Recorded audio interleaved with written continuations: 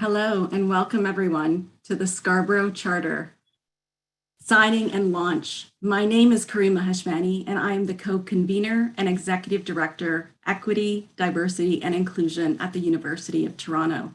Today is a day that I have been looking forward to for the past year since you all joined us at the National Dialogues in October.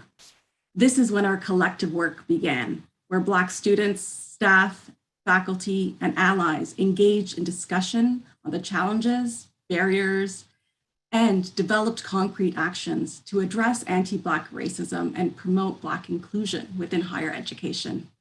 This work continued after the National Dialogues. I am proud of the collaborative work that the Interinstitutional Advisory Committee and our national partners have developed the Scarborough Charter. The commitment from academic institutions across Canada is clear today. It is a recognition of anti-Black racism in our structures, policies, and processes, and it is our collective work to ensure Black communities can thrive in our institutions. Our commitment to transparency and accountability as we move forward is so critical. Today, we all come together on the launch and signing of the Scarborough Charter as it comes to life, and I'm excited to share it with you all today. Now, I would like to welcome Mike DeGagné, President and Chief Executive Officer, Indspire, and UTSC Alumnus to deliver the land acknowledgement. Mike? Thank you very much. I want to first acknowledge that I am here today within the traditional territories of the Huron-Wendat Nation, the Anishinaabeg Nation, the Haudenosaunee Confederacy, and the Mississaugas of the Credit First Nation. The territory is within the lands protected by the Dish with One Spoon Wampum Belt Covenant, an agreement between the Haudenosaunee and Anishinaabe and allied nations to peaceably share and care for the resources around the Great Lakes. Today, this meeting place in the land we call Canada is still the home to many Indigenous people from across Turtle Island, and we're grateful to have the opportunity to work on this land and prosper. Thank you. Thank you, Mike. Now I would like to introduce Wisdom Tettey, the Co-Convener and Vice President, University of Toronto and Principal, University of Toronto, Scarborough. Welcome, Wisdom. Thank you, Karima, and thank you, everyone. Good afternoon, colleagues from across the country for joining us this afternoon. We embraced an intentionally inclusive and participatory process for developing the Charter. And what you have before you is the outcome of that process. So thank you all for your role in getting us here. We know that this task has not been easy, and we cannot relent following this launch and assume that the outcome of our commitments will be inevitable. It is great that we have nearly 50 institutions signed on to this Charter, the last time I checked. And this is wonderful collective accomplishment that says to all of us, something that is worth doing, it's worth doing well, and we should all be proud of what we've done together. We're confident that the numbers will increase because several institutions are poised to sign. They are not yet on the list because they are proceeding with internal processes required in their particular context. So we look forward to welcoming them to the fold in due course. We should, however, bear in mind the fact that we're a sector with 139 publicly funded colleges and 96 publicly funded universities. So there's still a lot of work to do in extending the commitment of the founding signatories to the rest of the sector. Leadership in getting us there needs to be exercised in a concerted way in different places, not just by those who occupy high office in our institutions, although they have a greater responsibility and a greater opportunity to exercise the privileges of office for the collective good. We are all diminished by a country and a sector that has been selective in who is deserving of equity through the structures and systems of exclusion founded on our country's colonial history. The higher educational sector reflects these structures of exclusion and has been complicit in its formation, replication, and perpetuation through our mechanisms for determining who gets in, how they get in, whose knowledge and experiences and accomplishments are valued. Slide up, please.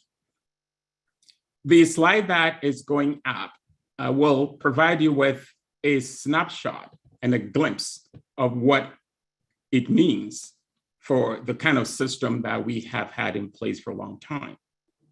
So I think it's important that all of us need to sustain the momentum of this historic effort to change what is on this screen by continuing to apply downward, upward, and horizontal accountability mechanisms to ensure that the fundamental commitment to and the essence of treating every member of our community as equity deserving becomes an embedded part of how we operate as institutions. The parochialism and insularity of exclusion is a riskier proposition than the embracing of inclusion, because the benefits of the latter will ultimately be exponentially greater for all. So this is everyone's responsibility within the academy, not just senior leadership and boards, but also faculty associations, student organizations, and employee unions. As members of the higher education community, we should demonstrate the courage to do what is right, not only when it is easy and convenient, but particularly when it is most challenging to do so. We should eschew the temptation to pander to the performativity of convenient rhetoric or feeble gestures towards inclusion, while ceding to the powerful forces of the status quo. Those who have the system stacked against them do not have the luxury of marking time for the slow clock of convenience to run its course. As signatories of the Charter have demonstrated, if change is important, and more importantly, if inclusive change is the right thing to do, it can be done with collaborative, good faith, and thoughtful, context-responsive actions that are mutually beneficial. Charity, they say, begins at home. If we as a sector do it right, we can lead change in the broader society for a just, humane, and mature democracy that upholds through action the fundamental inviolability of an equity-deserving framework as a central normative pillar. If we had started from here, the most vulnerable amongst us, like the indigenous children whose unmarked graveyards blot our lands and scar our conscience, would not have been treated the way they were. Nor would the African slaves and their descendants be the object of a derisive and dehumanizing colonial civilizing mission whose negative impacts endure. So friends, we're faced with the imperative and the opportunity of now. We should seize them in ways that go beyond the copious statements of support for Black and other marginalized individuals and groups that is our want to do. This is what dozens of signatory institutions of the Scarborough Charter are undertaking to do and to be held accountable for.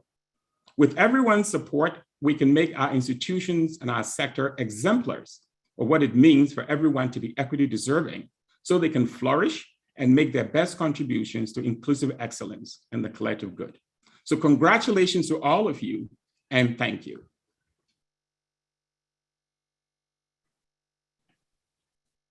Thank you, Wisdom, for those powerful words.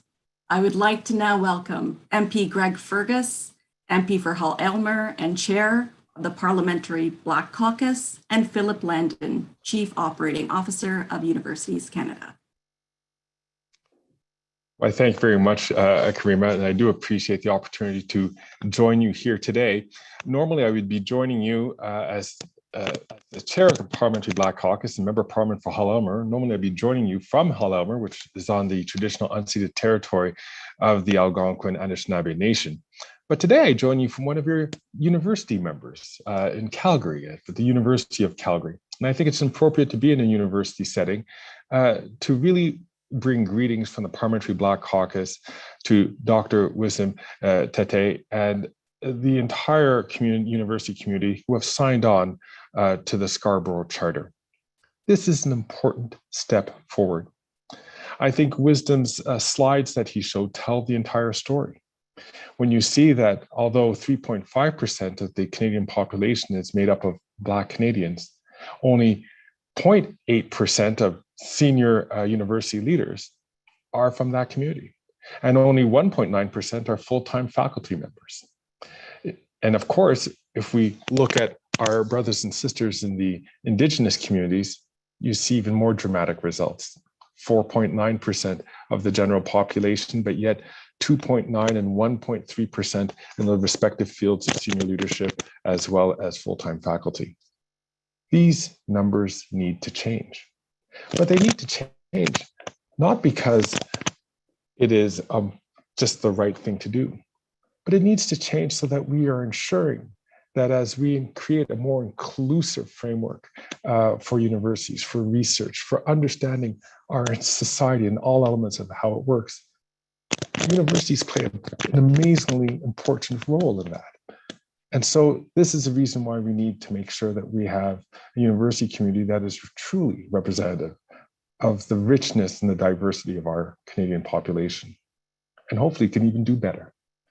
So I want to bring to you, on behalf of Senator Rosemary Moody, co-chair of the Parliamentary Black Caucus, all the members of Parliament and senators who are members of the Parliamentary Black Caucus, our hearty congratulations for making real the university's commitment to making Canada a fairer place to be.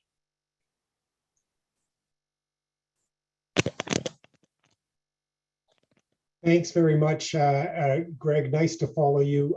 I'm Philip Landon. I'm the Chief Operating Officer at Universities Canada, and I am joining you today from the traditional unceded territory of the Anishinaabe Nation. Je suis ravi de voir aboutir la charte de Scarborough et d'assister à son lancement. Au nom de l'Université Canada, je tiens à remercier la Comité consultative interinstitutionnelle pour son dévouement à l'égard de la lutte contre le racisme anti-noir et de l'amélioration du milieu de l'enseignement supérieur. The Scarborough Charter will be an important tool as we work collectively as a sector to advance Black excellence. Canada's universities have shown commitment to advancing equity, diversity, and inclusion, but we know that much more needs to be done. We know that communities affected by anti-Black racism need to see institutions taking meaningful action now, and the Charter is a critical resource to support this work. Universities Canada is pleased to have been part of this process throughout the past year, from attending the National Dialogues last fall to hosting sessions with our membership and engaging with the Parliamentary Black Caucus.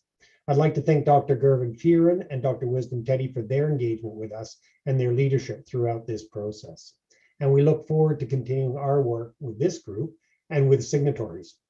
As next steps, Universities Canada will post the Charter on our website alongside our inclusive excellence principles. We will amplify and share the Charter as a guide for universities across the country on addressing anti-Black racism. And Universities Canada will continue to partner in this effort by collaborating with the IIAC and supporting sector-wide efforts to address anti-Black racism. Votre travail aura un effet profond et concret sur le milieu de l'enseignement supérieur. C'est une fierté et un honneur pour l'Université Canada de soutenir vos efforts. Once again, thank you and congratulations on this important launch.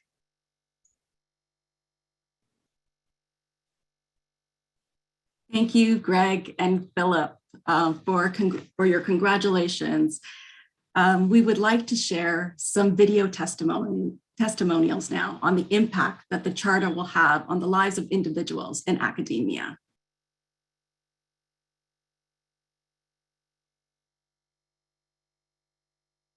In reflecting on the Charter, I thought about what does it mean to me as an Indigenous African Nova Scotian. My family has been in this country for over 400 years. I come from two distinct African Nova Scotian communities of Beachville and Cherrybrook. I have been connected to Dalhousie since the 80s, both as a student, a staff member, a faculty member, and now an administrator. I have watched growth and changes at Dalhousie, and to see a commitment nationally in a charter to improve access and accountability towards people of African descent is exciting for me. As I reflect on the desire to increase and change the curriculum, to increase the number of staff and faculty of African descent, to make a commitment mutually across our institutions, locally and nationally, to identify anti-Black racism, and to do all that we can to increase and support our students, faculty, and staff of African descent warms my soul. I look forward to being a part of these changes and commend all those universities who signed on this charter as we begin to make steps in the right direction to improve access to higher education for people of African descent. I believe the Scarborough National Charter is a public acknowledgement of the responsibility that post-secondary institutions have in enacting positive social change. Black employees and students like myself have been working tirelessly to have anti-Black racism prioritized within our institutions of higher learning. I see this charter as an extremely positive step in that direction. It carves a path, declares a commitment, a plan forward to address systemic anti-Black racism. I'm hopeful and excited by the transformative action that this marks for the Black community, its allies, and its accomplices. I can't tell you how excited I am to finally see the coming into effect of the Scarborough Charter. I think for me personally, what this charter represents is a moment of great hope and opportunity. I think the hope, of course, comes from the fact that the charter calls on institutions of higher education to finally create a place of belonging and inclusion for the great intellectual, artistic, personal contributions from Black Canadians. I can't tell you in my 25 years of career how many times I have seen the cost to not only institutions but to the wider society that this exclusion has cost us. And finally, we have a charter that I hope every higher education institution will join because I think it just represents so much potential for the future, not only of Black Canadians, but also for Canada and especially for universities who are pillars of the Canadian society. So I call on all institutions to join in this effort.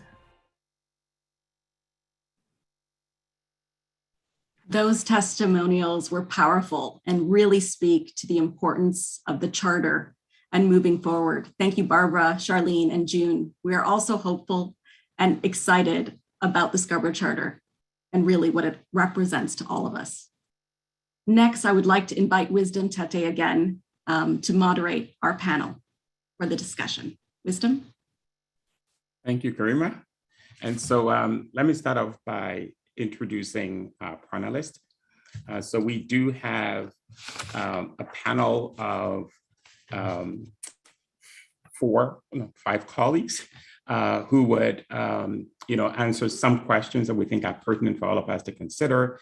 There'll be an opportunity for Q&A, so please feel free to put in any questions you may have, and hopefully we have time to share with the panelists.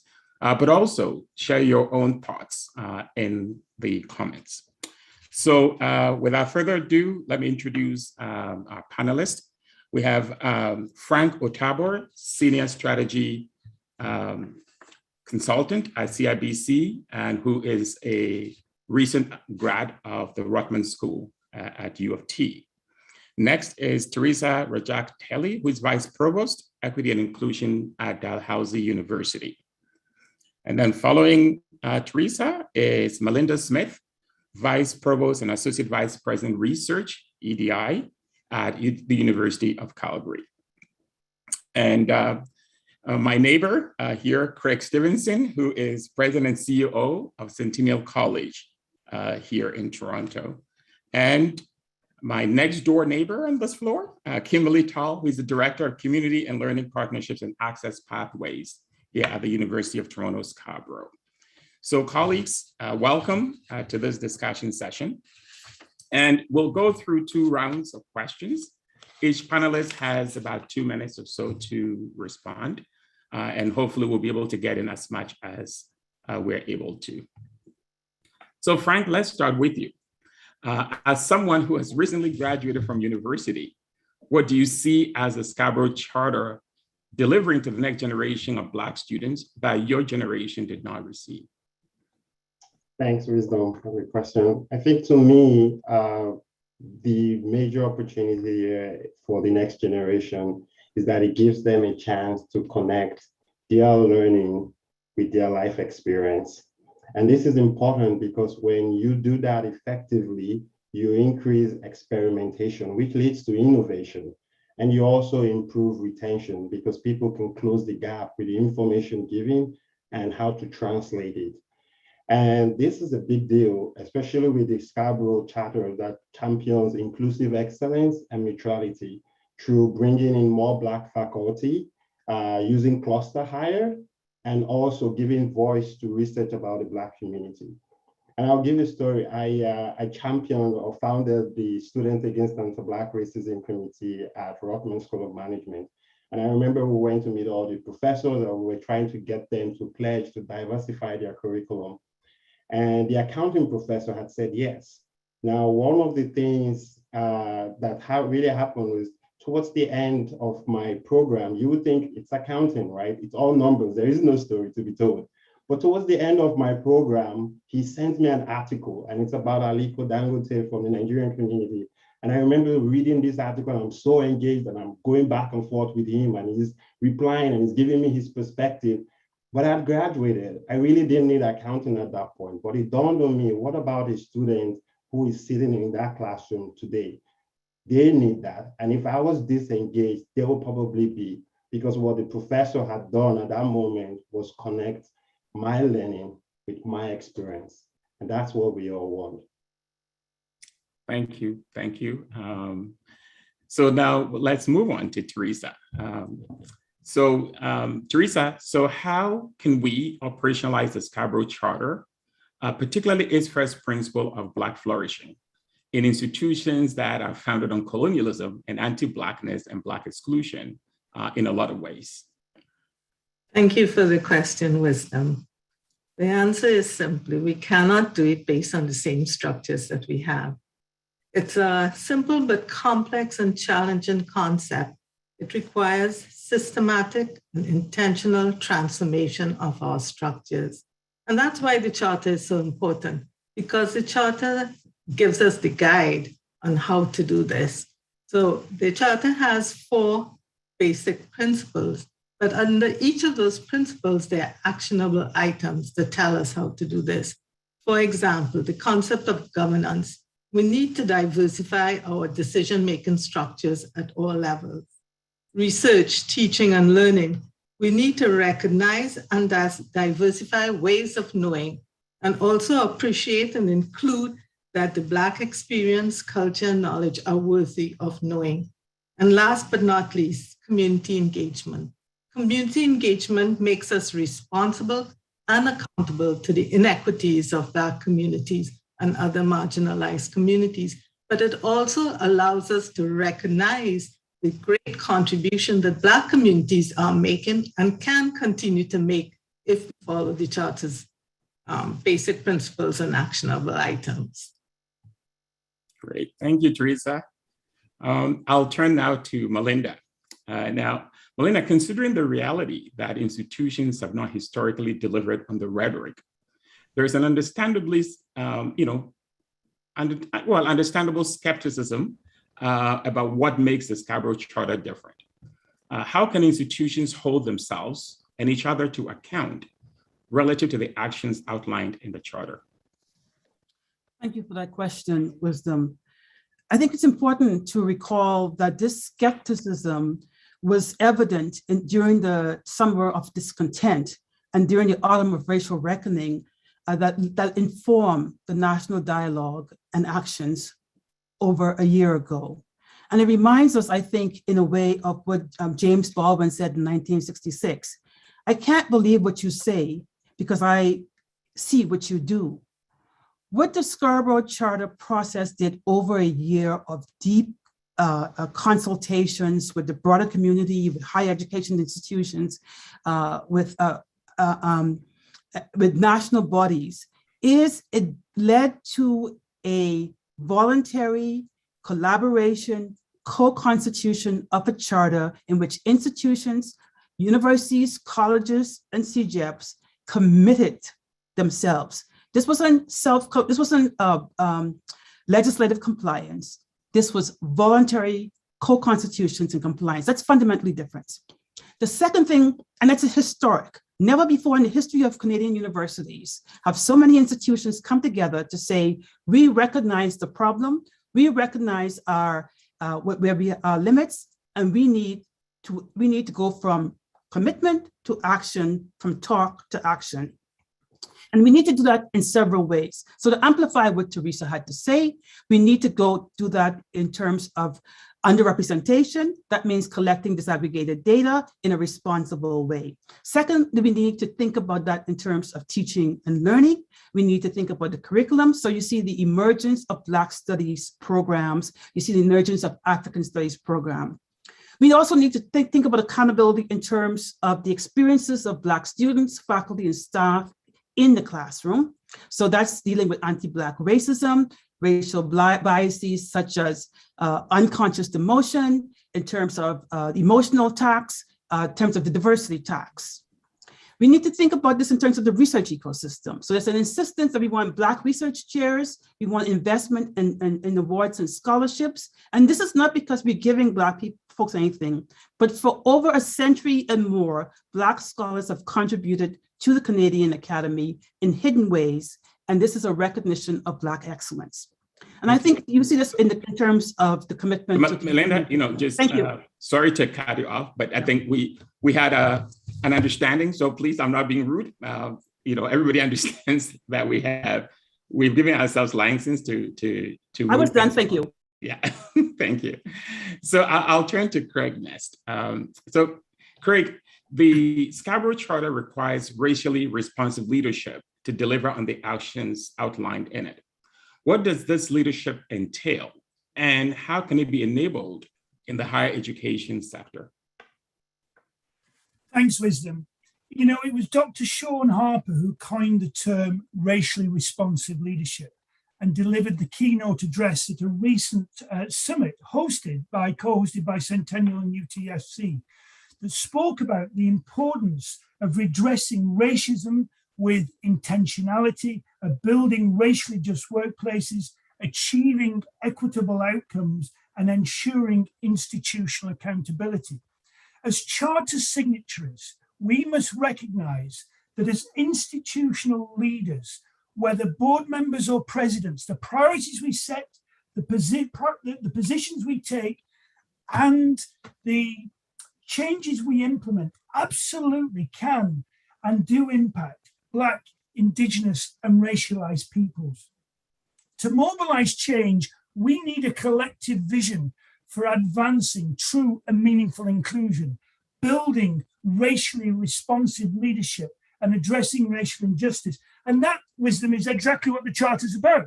One of the core principles of the Charter is, as Frank referred to earlier, inclusive excellence, which entails, and I quote, the ability to educate and to innovate, to be alive to complexity and proactive in the face of crisis, to foster fundamental questioning through rigorous, respectful engagements across difference, and to enable societal transformation. This is where, as educators, we have a duty of care. If a student arrives with racist views, that's one thing. But if they leave at the end of their program with those views unchallenged and unchanged, then that's another. And we must revise our teaching and learning strategies accordingly. Likewise, systemic barriers that stifle our students' talent and limit their potential must be rapidly identified and dismantled. Thank you, Wisdom. Thank you, Craig. So now I'll go back to Frank. Frank, as you transition to the workplace with your career aspirations, what do you see as the role of higher educational institutions in enabling Black flourishing and Black inclusion outside of the academy? To me, I think the role of the institutions is to continue to champion or close that information challenges that the Black community faces. And this will be through bringing in or recruiting more Black students into the pipeline, because evidently it flows and it trickles down into bringing more Black people into the workforce as well. And what happens when it's done well is that everyone benefits, not just the Black community, but also the higher institutions and also the workforce. And I'll tell you why. It's because you're not just hiring a Black student or bringing in a Black person into the workforce, but you're bringing in problem solvers with diverse perspectives and diverse life experiences. And I remember I grew up in Nigeria, and I went and after my junior WAEC, my principal sat me down in the room and she was asking me, where do you want to go? And if you have any leaning towards the STEM program, they put you in this advanced mathematics class. And I was in one of those classes. And this teacher had taught us a particular problem, and she told us the method we should use. So the next day she comes back with an assignment. She says, who solved it? And one of the smartest guys in the room, Tettey, he stands up, he goes to the board and he solves the problem exactly the way she taught us. And we're about to move on when Chiki, another guy in the room, raises his hand and says, there's another way to solve this problem. And he comes over and he uses a matrix. Now, I remember how he solved it. It was a matrix equation. And in no time, it was done. It was simpler, faster, better. And that's the role of higher institutions. When you bring in or recruit more Black people and it translates into the workforce, you get simpler, better, faster problem solvers. Thank you. So now let me turn to Kimberly. So Kimberly, can you share with us some ways in which the higher education sector can concretely reflect the principle of mutuality in their interactions with Black communities and organizations? Thank you, Wisdom. The notion of mutuality speaks to being place-based anchor institutions who are civically responsible, present, consistent, humble, transparent, and accountable. The Charter calls for rethinking, restructuring of foundational components of institutions and actively and intentionally changing the ways in which they function and interact with Black communities. This can be exampled through place-based community and impact investing in Black communities, establishing social procurements, community benefits, and inclusive hiring and promotion strategies that align with Black community wealth building strategies, and addressing issues of trust and accountability as it relates to data collection and production. Understanding the correlation between education and economics, higher education needs to build on the historical efforts within Black communities by co-designing and establishing deliberate access pathways for Black students and learners and corresponding culturally appropriate wraparound supports that involve parents, guardians, and extended circles of care. It's about creating specific and explicit opportunities for investing in the vibrant work of Black communities, whether that's via co-developing community engaged scholarship opportunities that leverages the work already taking place in communities, or investing in physical spaces or social enterprises that center Black perspectives and values and go beyond tokenism and instead cultivates Black flourishing. This then requires institutions to embrace Black communities' varied models of learning, education, leadership, governance, and economics. And it's imperative to situate strategies of inclusive economic development within a framework rooted in traditional principles at the core of Black communities, acknowledging the collective action, self-determination, relationality, and intelligence of Black communities to develop their own culturally specific strategies of liberation, health, and well-being. Thereby, it necessitates higher education to function in a framework that exists outside of the bounds of colonialism. Thank you. Great. Thank you. So, Teresa, you're up next. So there is a perception among some that by promoting Black inclusion, institutions will be undermining excellence. How should higher education institutions address this perception as they pursue their commitments to the Scarborough Charter? Thanks for that question, Wisdom. The new buzzword in the university and colleges circuit is inclusive excellence. And a simple response to your question is that I see just the opposite. It reinforces, diversity reinforces the concept of excellence. But I think we need to reconsider what we mean by inclusive and what we mean by excellence. Are we talking about more of the same or improving the same? Or are we talking about redefining what is inclusive and what is excellence? To me, excellence is amplified by strengthening inclusive diversity. It must have elements of fairness, equity, ethics, and integrity. Otherwise, we can look at excellence not so much as a mask of quality, but a mark of privilege. The privilege that defines what we in universities and colleges treat as standards and merits. Are we talking about diversifying the who, but keeping the norm? Focusing on the individual merits that mask historically marginalized and discriminated historical groups? I leave it with the question rather than the answer. Thanks. Thank you. So that takes us to Melinda. So this next question for you. And as you know, a key focus for the interinstitutional forum that is going to be these consortium of signatory institutions is working together to address existing gaps in relevant data to support the actions in the Scarborough Charter. How can we work together as a sector to address the challenge and to promote responsible use and sharing of data? Again, I would say that thank you for the question. The process of this Scarborough Charter, of the National Dialogues and Scarborough Charter, are processes to build on for transformation. So the Interinstitutional Forum can build on and extend this collaboration in terms of the principle of mutuality and also accountability by actually developing a next generation approach to EDI data collection. And when I say the next generation, it's building on what already exists, what we learned from the 12 principles of the Employment Equity and Federal Contractors Program, the need for collect workforce data, complete workforce analysis, establish short-term and medium-term goal, adopt measures to remove barriers, and adopt positive policies for change. We know that these did not happen with employment equity, and what this Scarborough Charter does is allows us to build on and support, for example, the Task Force on Employment Equity Act review, to build on and support the UCAS modernization system that calls for disaggregated data, but also for developing shared and collaborative methodologies, data collection, analysis, and so on.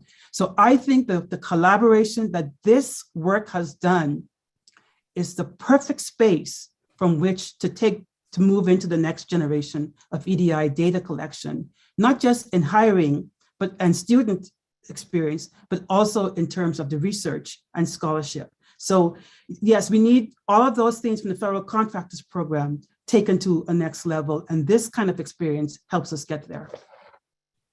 Thank you. So now I'll go to Kimberly, because I think my eyes are suffering from just staring at screens for a long day. So I think Craig is my next person to go to. So Craig, drawing on your institution's location within Scarborough, how do you ensure that the charter is in fact seen as supporting communities in which we're embedded, and that they play their rightful role as anchor partners in the communities where they're located? Thanks for that wisdom. The Charter's name, the Scarborough Charters, the national dialogues that led to the creation of the Charter were hosted in Scarborough, as you know, in October 2020. But the reference to Scarborough in the Charter title also reminds us that the Charter is very, very firmly embedded in the community that a university or college serves. And you will find that the Charter speaks specifically to mutuality with Black communities, noting that universities and colleges play a special role in Black community economic development as anchor institutions and local employers. And speaking from a college perspective, over 95% of Canadians reside within 50 kilometres of a college campus. Colleges are firmly embedded in the fabric of their local communities, and they're therefore duty-bound to support regional economic and social development. And here in Scarborough, for example, racialized and underserved communities have been disproportionately exposed to pandemic-related socioeconomic disparities. Hence the importance of partnering with the Scarborough Health Network to launch a vaccination centre on campus and sustain it on campus, even when students are returning, in order to reach out to those who may be hesitant because of experiences with medical racism.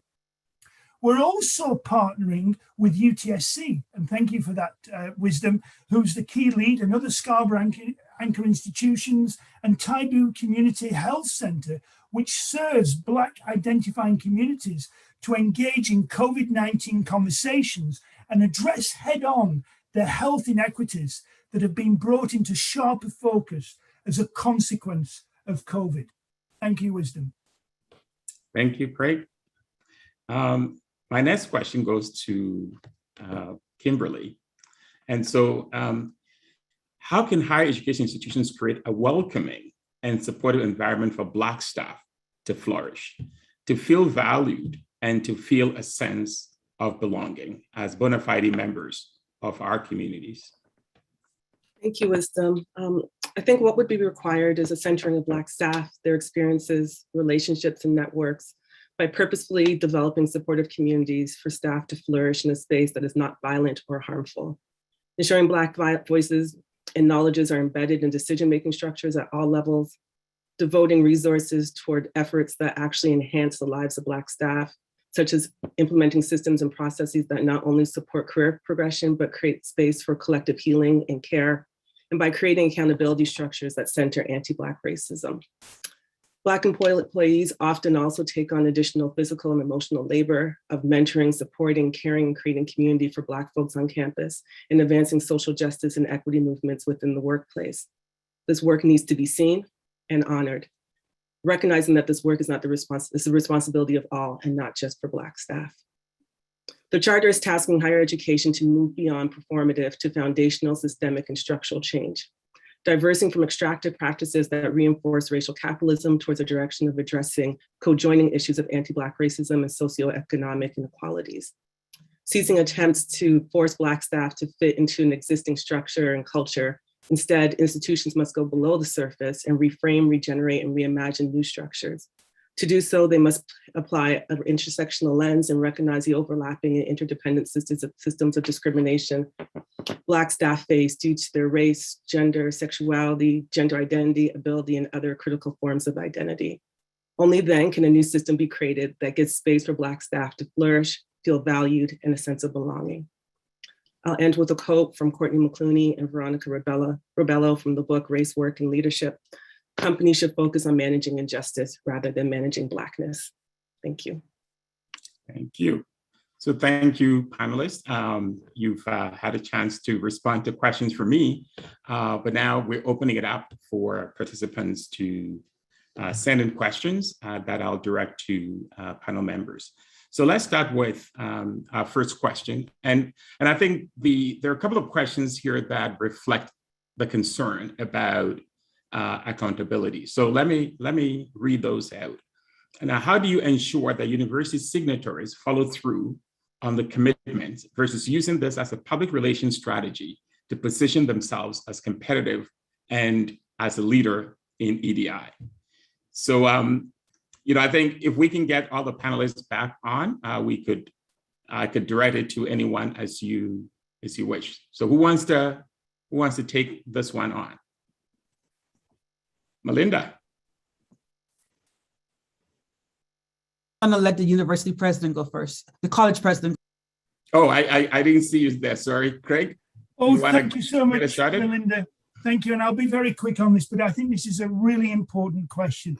And we have, as presidents, to be absolutely accountable to this, to our communities and to our board. And I can tell you that our board is very interested in this area, wants to see progress in this area, and they will hold me accountable. But more importantly, we are working with an anti-Black racism task force here at Centennial. And so this ties in, and we've got it's quite a large group, and they too will be expecting movement and will be working with me and holding us accountable to this. So this charter hasn't just been signed by me without working with the Anti-Black Racism Task Force and ensuring it's in sync with what we're doing and embedding it into business plans, into strategies, and into the heart of what we're doing. So there is no shying away from this at all, and then being accountable to this group wisdom as well. And colleagues might want to comment on that. Thank you. Thank you. Melinda. Thank you, Madam. And again, I will return to James Baldwin. People are tired of the talk. They're tired of the statements. They've seen the commitments. A year ago, following the death of George Floyd, they want action. And so my view is that we see these signatories for the Scarborough Charter who are saying they could not come to the table. They could have not come to the table. They chose to. So my view is we see, and we are hoping that this will follow through, a commitment to action.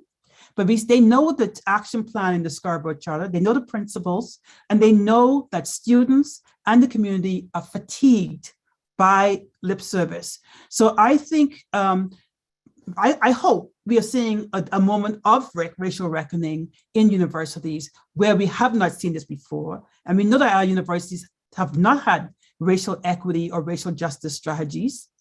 They've had other forms of equity strategies. So this is the first time that we are actually taking anti-racism and racial equity seriously. So it's going to be incumbent upon all of us to continue to hold ourselves and our institutions accountable. Thank you. So let me move on to another question. And this is one that says, well, you know, there are institutions that have existing anti-racism strategies or action plans. And so what kinds of change management and communications processes would you recommend for transitioning the Scarborough Charter into these institutions as the guiding strategy? So I think this would apply to those who have and those who are in the process of developing these strategies. So who wants to take this one? Teresa?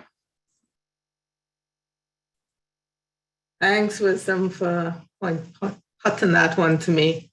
Yeah, I mean, I think that, you know, universities and colleges are at different stages. There's some who just, you know, talk about diversity and having diversity officers and frameworks and so on. Diversity, in my view, has not worked because diversity overshadows the concept of race and racism. It waters it down. So in cases like that, a charter like this will bring it up front and say, no, you cannot subsume it under diversity. It requires point attention. For universities like mine at Dalhousie, where we do have a strategic framework, we have my office, we have plans, and including our new university institutional initiative that covers similar principles as the charter. What I see happening is that we are integrating what the charter has outlined into our action plans. So it is highlighting some of the things that we need to do, but more importantly, it's going to keep us accountable, not only internally, but externally by signing on this charter. And we are ready for the task. Thank you. Thank you. And Frank, I'll direct this one to you. So how can institutions bring alumni into this work, right? Particularly Black alumni as partners in this effort? I think to bring in Black alumni, you could do it through, I call it incentive programs, but it's not really monitorable, non-monetary incentive programs. There are so many different challenges that the Black community faces, and every alumni has passed through one of these challenges while at the higher institution. So it's channeling and really communicating that and explaining what the drive would be towards the next generation. For example, I talked about the fact that in my own, during my experience, there were very few Black students in my classroom, and there was very limited course content that actually talked about all of that. Challenging or incentive, like the incentive for me would be when I get called upon to say, all right, we're looking at this initiative or this program that is going to diversify the curriculum, that is going to make things better for the next generation. That's an incentive for me to come, for me to get involved, because I want to see the next person who comes into that same university, not just be a number, but to thrive. So I believe it's usually, for me, when I think about how to bring in alumni, I really think about driving the communication in such a way that really tackles a lot of those challenges that the ones before, the predecessors, have faced. And explaining it to them that way, you would actually see a lot of drive for them to help these successors. Wisdom, can I jump in on this question too? Okay, take this one, because I had one that I was going to direct to you, but please go ahead. Thank you. I will just thank you, Frank. I think what I would add to that is I mentioned about being involved in decision-making structures. I think when we look at our governance structures for institutions, oftentimes you don't see the Black community reflected in there, and that's a space where alumni could actually play a really critical role. They have intimate knowledge of the institution from a student perspective, and then also from a community perspective. So involving Black alumni in that space, creating mentorship programs and sponsorship programs for How do we connect in from pathways from undergrad and even reaching further back to Black alumni? And then I would even say we've been recently having conversations about mentorship programs for Black staff and sponsorship programs and reaching out to alumni because we don't have enough representation within the institutions for Black leadership. So how do we utilize folks in the community such as our alumni to be able to support those efforts? Thank you. Thank you, Kimberly. There are several other questions and certainly we wouldn't have time to address them, but I'll just throw a couple out there for all of us to think about. And one is, how do we deal with the real issue of racism as we're doing this work? Because there are a lot of people who are doing the heavy lifting of moving this work forward and yet have to contend with the reality of racism. And so what is the role of the institution to enable this work in a way that protects those individuals who are standing for what the institutions profess to be committed to? There's also a question about how we deal with the ebbs and flows of the political climate in which we function. And are we likely to be victims of these swings and what the implication might be for the charter? Are we committed to this as fundamental and foundational principles that say everyone deserves equity, and therefore, irrespective of the political climate, we're going to move this forward?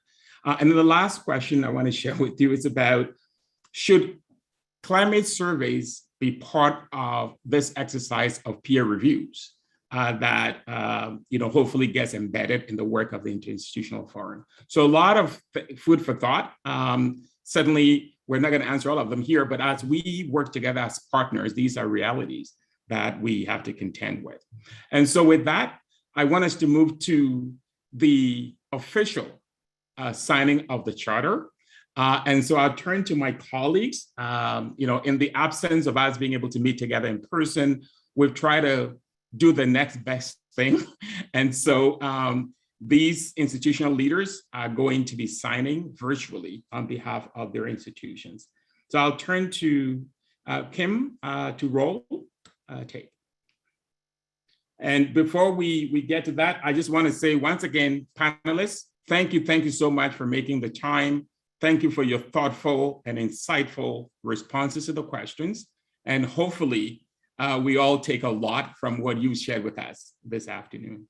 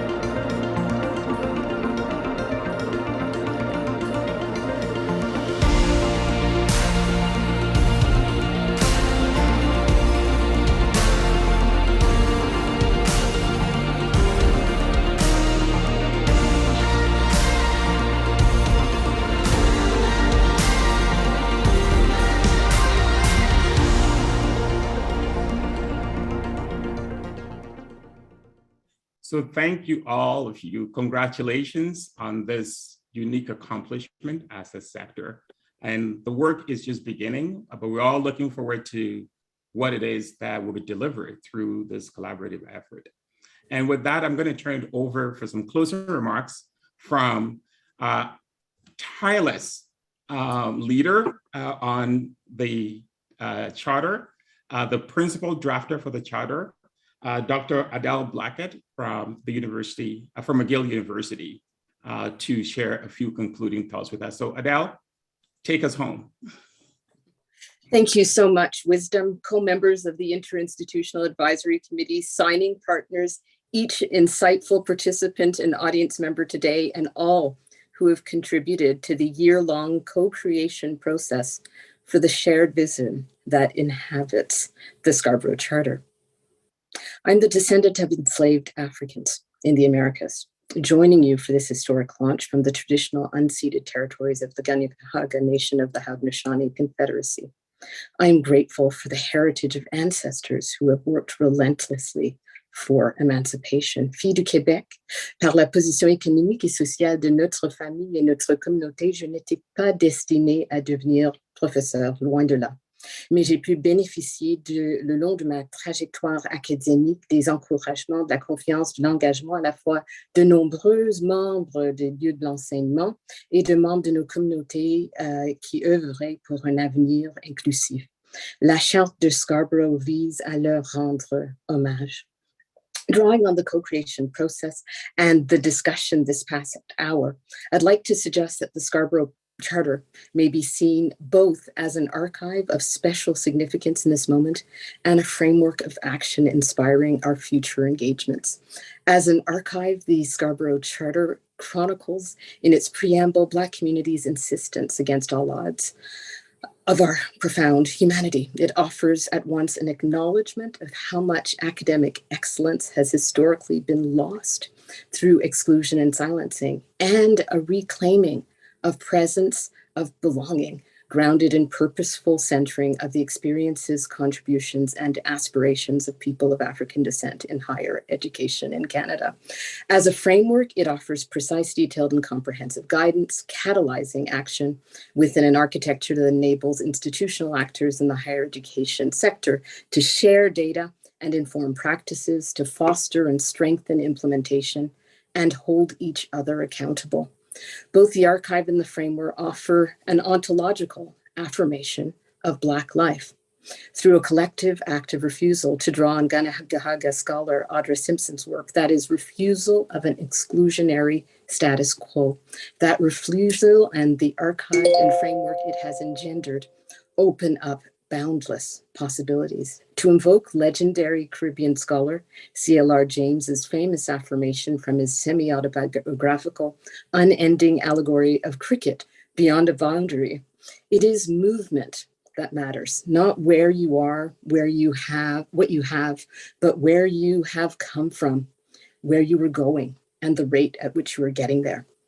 Signing the charter signals not an end point, but a commitment to keep moving beyond where we were in Canadian higher education, captured in the archive, toward where we are going through a framework designed to propel us forward with determination to realize the Charter's principles of intersectional Black flourishing, which includes, dare I say, the spirit of Sankofa, of going back to get what's ours, cultivating, honoring the contributions of excellence that are in reality all around us, of inclusive excellence, with the opportunity to look anew at our academic world, changing what it feels like to walk in a room that is inhabited by plural communities and traditions of excellence, broadening and fostering the emergence of alternative canons, of mutuality embodied in Dr. Martin Luther King Jr.'s words, our common inescapable garment of destiny, and of accountability, challenging ourselves and our institutions of higher education,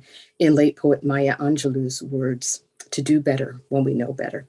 If we let it, the Scarborough Charter can be part of a living process, resolutely, steadfastly positioning Canadian higher education at the vanguard of transformative change. But forgive me for closing with a caution. My late colleague at McGill and former Royal Society of Canada President Rod MacDonald reminded us through CLR James's words that to know the rules, to clothe oneself in the rules and to act in conformity with them, even to know the spirit of the rules is not enough. He stressed that the problem is resolutely not with attempts to adapt the rules to local context.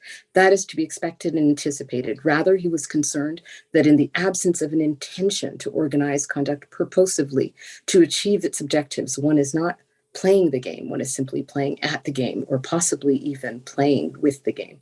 We must avoid EDI with a vengeance, recalling instead the truth of the popular maxim, nothing for us without us.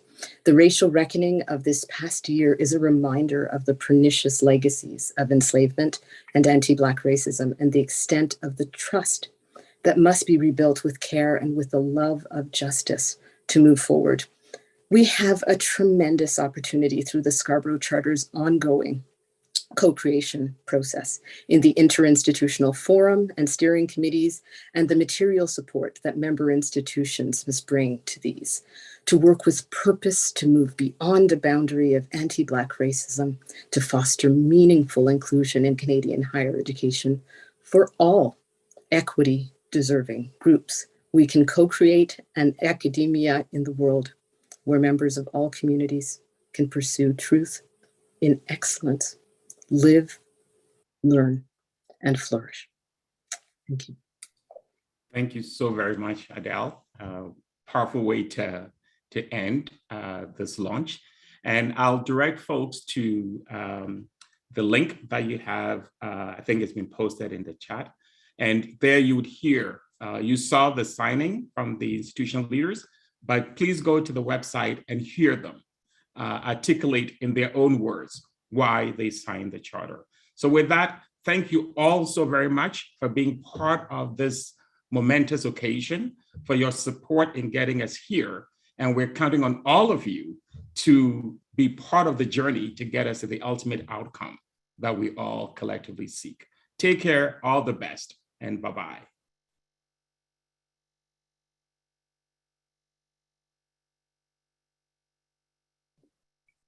Congratulations, Wisdom. Congratulations, Adele. Thanks for making incredible work. Thanks for making the time. This group is just amazing. Can't thank them enough. And hopefully from the bit that was shared today, you don't just see the quality of intellect, but you see the depth of passion and commitment to this work. And that is what has sustained this group over the last more than 1 year. And personally, I can't say enough thank you to all these folks for just saying yes. And there are times when they were managing multiple things and I kept intruding. Rina and I became like a pest in your sights, but I hope that it was for a cause that you believe is good, and therefore you can forgive us for some of those. And, it's a sweeter version. What's that? Wisdom. Thank you for inclusive excellence in leadership. Yes. No, thank you, folks. You're just wonderful. And Greg, the work with the Parliamentary Black Caucus will continue. I think it was great to have you there. It was important for people to know that we are on still publicly. People are listening still publicly. Well, okay, yeah. Wisdom, we have a meeting in our calendar for. So nothing secretive here, but just I think there's nothing that is secret about this, but acknowledge the contributions that people have made, and I just want to thank all of you for that. The work was done, and Adele has a really good warning, and so we'll be watching as well.